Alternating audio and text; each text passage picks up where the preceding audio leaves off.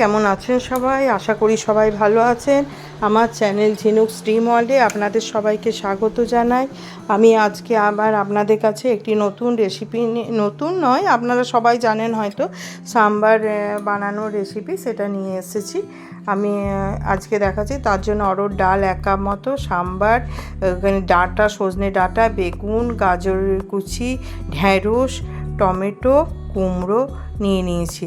আর মশলাতে নিয়ে নিয়েছি হলুদ, নুন, এই সামান্য মিষ্টি, কাশ্মীরি লঙ্কার গুঁড়ো, ধনে গুঁড়ো আর জিরে গুঁড়ো, 1-2টি লঙ্কা চিড়ে নিয়েছি, আর লাল লঙ্কা, ঝাল লঙ্কার গুঁড়ো নিয়ে নিয়েছি, জিরে গুঁড়ো নিয়ে নিয়েছি। আর একটু এতে সাম্বারের তেঁতুল জল দেবার জন্য একটু তেঁতুল ভিজিয়ে রেখেছি, টক টক ভাবটা আনার জন্য। এবারে আমি অরহর ডালটিকে ভালো করে, এবার সাম্বার মশলা তো অবশ্যই দিতে হবে। আমি এখানে সানরাইজের সাম্বার মশলা নিয়ে নিয়েছি। আমি আলাদা করে এই মশলাটা বানাই নিয়ে সাম্বার মশলা নিয়ে নিয়েছি। এই দেখুন মশলাগুলি, এই যে উপকরণগুলি লাগবে। এটি খুবই একটি হেলদি খাবার, যারা ডায়েট করছে তারাও এটাকে খেতে পারে।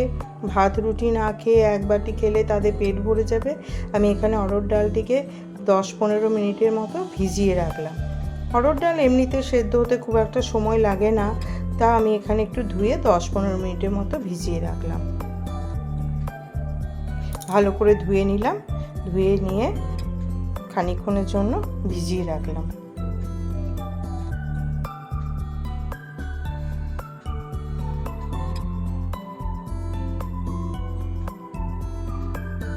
ভিজিয়ে রাখলাম। এবারে কুকারে জল বসিয়ে দিয়েছি, জল বসিয়ে দিয়ে আমি এটাকে ভালো করে সেদ্ধ করতে দিয়ে দেবো। 2-3টি সিটি দিয়ে এটা আমি কুকারটা বন্ধ করে রেখে দেবো। দিয়ে দিয়ে এতে সেদ্ধ করতে দিয়ে দিলাম নুন, মিষ্টি, নুন, সামান্য চিনি, হলুদ, সব মশলা এতে ঠিক করে দিয়ে দেবো।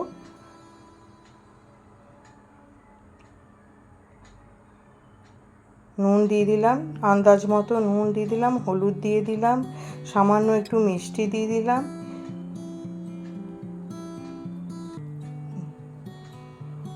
নিয়ে এটাকে ভালো করে 3টে সিটি দিয়ে রেখে দেবো। এটি ফোড়ন দেওয়ার জন্য সামান্য পরিমাণ সর্ষে, কালো সর্ষে, একটু কারি পাতা আর একটু পেঁয়াজ কুচি, রসুন কুচি আর কাঁচা লঙ্কা নিয়ে নেব। এবারে মশলাগুলিকে ভালো করে ভেজে নিচ্ছি। কুকারে সেদ্ধ হয়ে গেছে ডাল, এবার নামিয়ে রেখে দিয়েছি। এবারে বেগুন, ঢ্যাঁড়স, সজনে ডাঁটা, কুমড়ো, এই 3টি উপকরণ হলে খুবই ভালো হয়। এগুলো অবশ্যই লাগে, না পেলে কিছু অসুবিধা নেই। এবারে আপনাদের কাছে যদি লাউ, পেঁপে, যে কোনো সবজি, মূলো, যারা খেতে ভালোবাসেন, সমস্ত রকম সবজি এর সঙ্গে আপনারা দিতে পারেন। আমার কাছে যেগুলি ছিল আমি সেগুলোই দিয়েছি। আমি সজনে ডাঁটা, গাজর, টমেটো, বেগুন, ঢ্যাঁড়স এগুলি দিয়েছি। ভালো করে নুন, হলুদ দিয়ে এগুলিকে ভেজে নিলাম। তাহলে ভাজতে ভাজতেই এগুলি নরম হয়ে যাবে। ঢাকা দিয়ে একটু সামান্য একটু জল সিপসিপানি দিয়ে, সামান্য একটু জল ছড়িয়ে দিয়ে যদি আপনি এটাকে ঢাকা দিয়ে ভাজেন, তাহলে একটুতেই নরম হয়ে যাবে। একটু তেল দিয়ে দিলাম।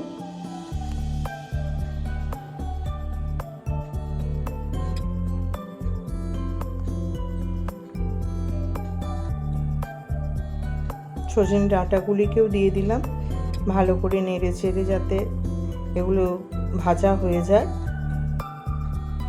খুব একটা সেদ্ধ করার দরকার নেই, কেননা খুব একটা ঘেঁটে গেলে খেতে ভালো লাগবে না। এতে আমি একটু নুন, একটু হলুদ দিয়ে দিলাম, একটু সামান্য পরিমাণ চিনি, একটু লাল লঙ্কার গুঁড়ো, একটু জিরে গুঁড়ো,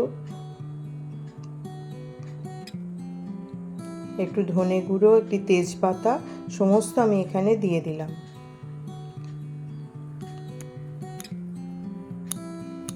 ভালো করে ঢাকা দিয়ে নেড়ে চেড়ে এটাকে সিমে করে একটুখানি রেখে দেবো। তাহলেই আস্তে আস্তে সবজিগুলো নরম হয়ে যাবে।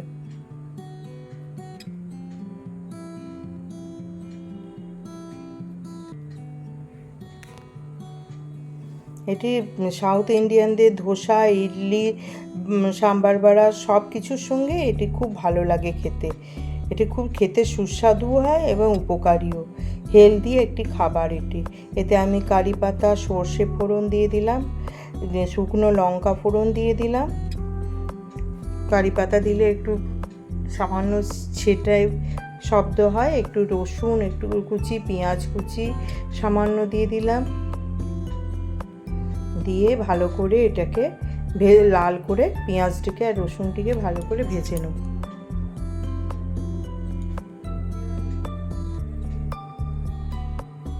ভালো করে ভেজে নিলাম।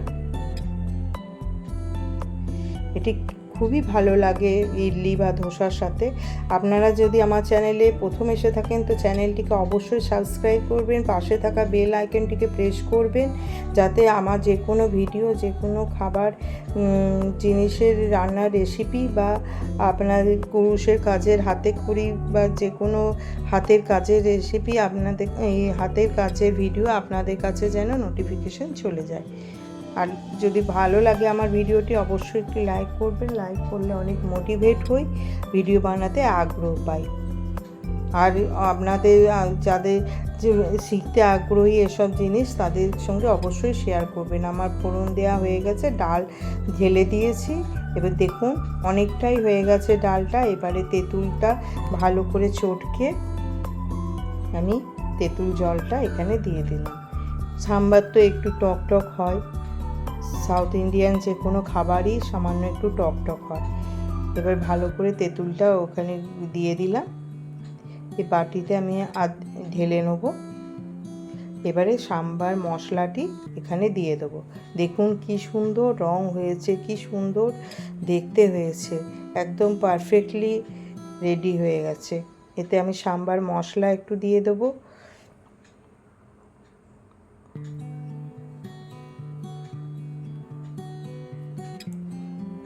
আমার যদি এই রেসিপিটি আপনাদের ভালো লেগে থাকে কমেন্ট করে অবশ্যই জানাবেন। এখানে আমি একটু লাল লঙ্কা, কাশ্মীরি লঙ্কার গুঁড়ো দিয়ে দিলাম একটু রঙটা একটু ভালো আনার জন্য।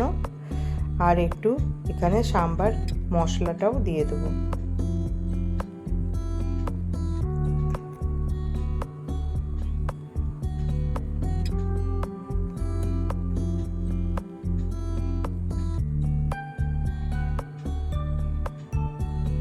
দেখুন কেমন সুন্দর হয়েছে রঙটি, দেখুন। সাম্বার মশলা দিয়ে দেবো।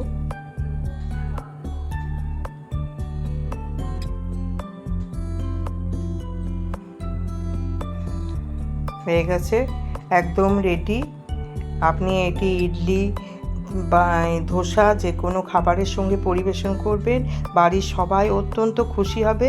আমার তো মেয়েরা খুবই ভালোবাসে এবং উপর থেকে একটু ধনেপাতা ছড়িয়ে দেবেন। যা দারুণ খেতে হবে না, আপনারা বানিয়ে দেখবেন বাড়িতে। অত্যন্ত সহজ এবং অত্যন্ত ভালো এবং হেলদি এইটি একটি রেসিপি। সবাই খুবই ভালোবাসে, বাচ্চা থেকে বড় পর্যন্ত। দেখুন হয়ে গেছে একদম। দেখুন মনে হচ্ছে সাউথ ইন্ডিয়ানদের কোনো রেস্টুরেন্টের। ঠিক আছে, আজ এই পর্যন্তই রইল। নমস্কার।